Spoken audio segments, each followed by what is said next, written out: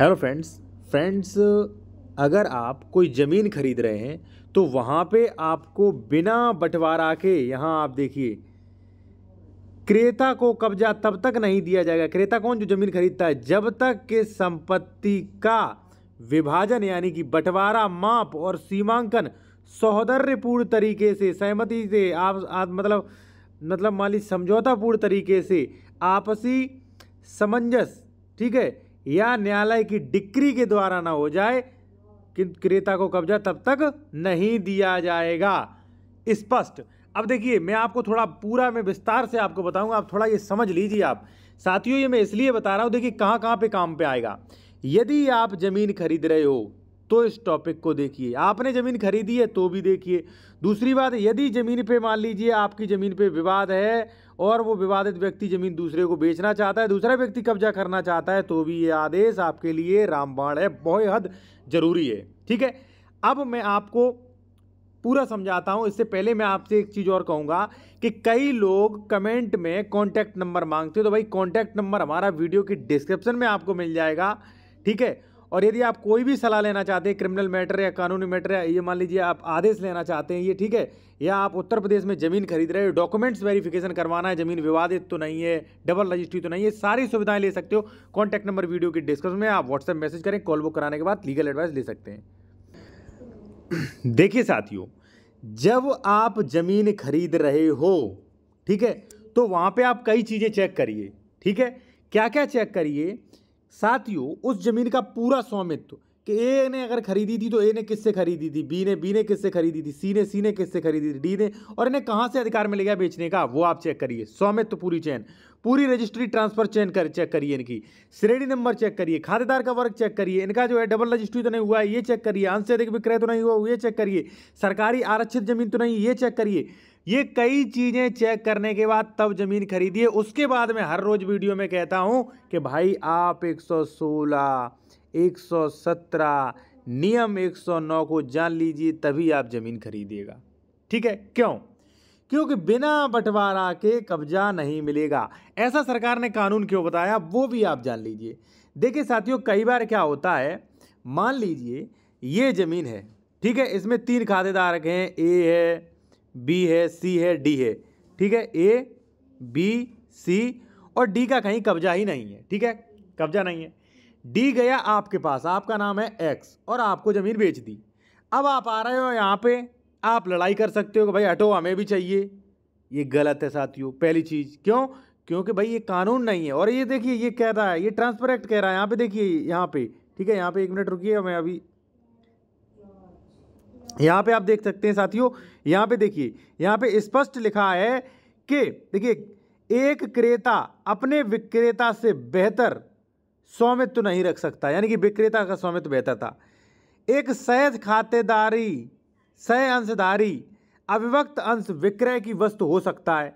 यानी कि आप जैसे मान लीजिए सह खातेदारक हैं तो विक्रय तो कर सकते हैं भाई, किंतु क्रेता कब्जा तब तक नहीं दिया जा सकता जब तक संपत्ति का विभाजन ना अपना हो। भाई इसने इसका हिस्सा था, इसने बेच दिया, चलिए सही किया, ठीक है, लेकिन इस पे कब्जा तब तक नहीं ले सकता। कब तक? जब तक इसका विभाजन, यानी कि धारा 116, 117 में विभाजन नहीं हो रहा है नियमावली 109 से, तब। ठीक है, दूसरा मैं आपको बता दूं, या वो सीमांकन करवाए धारा 24 में, ठीक है, सौदा पूर्व के, या आप ना मान लीजिए आपसे समझौता कर ले। अगर मान लीजिए ये कानून ना होता तो पता क्या होता, मान लीजिए ये बंदा जो है, डी ने बेच दिया एक्स को, आपको बेच दिया, आप दबंग व्यक्ति, आप आएंगे, यहाँ पे बी, यहाँ पे सी जो है उसको खाली कर देंगे, इसकी जमीन पे आप कर लेंगे। तो हो सकता है भाई इन दोनों पक्षों में जमकर लड़ाई हो जाए, एक पक्ष मारा भी जाए। ठीक है, तो इसलिए ये कानून बेहद सही है। अब ये कानून आपके कहाँ कहाँ काम आने वाला है, देखिए, ये कानून आपके कहाँ कहाँ काम आने वाला है वो भी मैं आपको समझा दूं। ठीक है, क्योंकि आप PDF भी ले सकते हैं इसकी मेरे द्वारा। देखिए साथियों, पहले तो ये है, अगर आपका दाखिल खारिज नहीं हुआ है तो भी ये कानून काम में आएगा। क्यों काम में आएगा, ये ऊपर आप पढ़िए, आप यहाँ पे देखिए, विक्रय कीमत के बदले स्वामित्व का अंतरण है। यहाँ पे देखिए, व्यक्ति दूसरे स्वामित्व का अंतरण, एक व्यक्ति दूसरे स्वामित्व का अंतरण से तात्पर्य है कि व्यक्ति संपत्ति में सभी अधिकार हित संपूर्ण स्थायी रूप से अंतरित कर देता है। दूसरे शब्दों में, अंतरक विक्रेता संपत्ति में पूर्ण अंश हित सभी अधिकार अंतरित क्रेता को कर देता है। पहली बात तो ये वहां भी काम में आने वाला है। जैसे मान लीजिए ए ने आपको रजिस्ट्री कर दी बी को, ठीक है, रजिस्ट्री ले ली, लेकिन बी ने दाखिल खारिज नहीं कराया, आपने दाखिल खारिज नहीं करवाया। अब मान लीजिए ए आता है कि खतौनी मेरे नाम है, यहाँ पे पुलिस लेके आता है, मान लीजिए ए एक्सपायर हो गया, बी के नाम, बी के लड़कों के, मान लीजिए ए एक्सपायर हो गया तो ए के लड़कों के नाम जमीन चली गई, फिर वो आते हैं कि नहीं मेरी ज़मीन खाली करो, मेरी ज़मीन दाखिल खारिज है, हमें नहीं पता, मेरे पापा ने बेची है। तो आप ये कानून दिखा सकते हो, देखिए भाई प्रॉपर्टी ट्रांसफर एक्ट का सेक्शन ये, ठीक है, सेक्शन ये देखिए, इसमें स्पष्ट लिखा है कि आप विक्रेता ने, आपके पिताजी ने पूरा हित जो है मुझे ट्रांसफर कर दिया था, हस्तांतरित कर दिया था। एक तो उसके लिए आप आदेश ही ले सकते हो, दूसरा वो भी मैं आपको बता दूं साथियों, दूसरा ये है कि कई बार क्या होता है, मान लीजिए ये जमीन है, ठीक है, आप सभी भाई काबिज हैं, एक भाई फ्रंट पे अधिक जमीन घेरे, उन्होंने क्या किया, उन्होंने किसी तीसरे थर्ड पर्सन को बेच दिया, वो आके कब्जा कर रहा है, तो कब्जा तुरंत एसडीएम से रुकवाइए और ये कानून आपकी फेवर लेगा।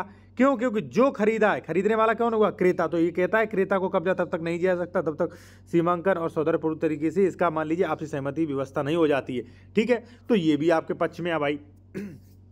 तो कहने का मतलब है, अब आप कहोगे कि आप तो भाई लोगों को गुमराह कर रहे हैं या मान लीजिए आप गलत कानून बता रहे हैं, इसीलिए मैंने प्रूफ, मैं जो भी कानून देता हूं भाई आपको प्रूफ देता हूं, यहाँ पे देखिए, इसीलिए प्रूफ दिया भाई। एडवोकेट क्या कर रहे हैं, एडवोकेट ने जमीन देखी, थोड़ा प्रथम दृष्टया उन्होंने चेक किया ऊपर से, ठीक है, जमीन सही, उन्होंने तुरंत रजिस्ट्री कर दी, 2-3 हज़ार रुपये ले लिए, उनका फीस का इंतजाम हो गया।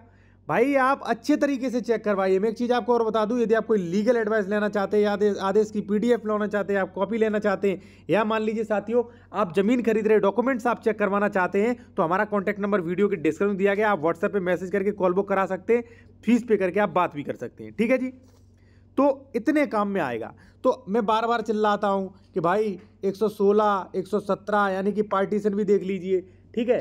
अब 116, 117 प्रत्येक जमीन में मत देखिए, क्योंकि प्रत्येक जमीन में जरूरी नहीं विवाद हो।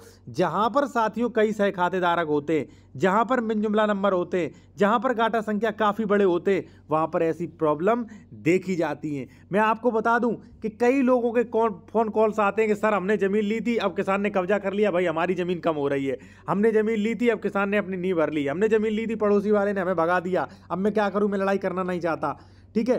तो भाई मेरे पास दिन में ऐसी सैकड़ों कॉलें आती हैं, तो मैंने उन परेशानी को ध्यान में रखते हुए रिसर्च करके, ये देखिए मैंने कानून जो है ये बगतौर आपके उसमें जो है आप देख सकते हैं इसको, ठीक है।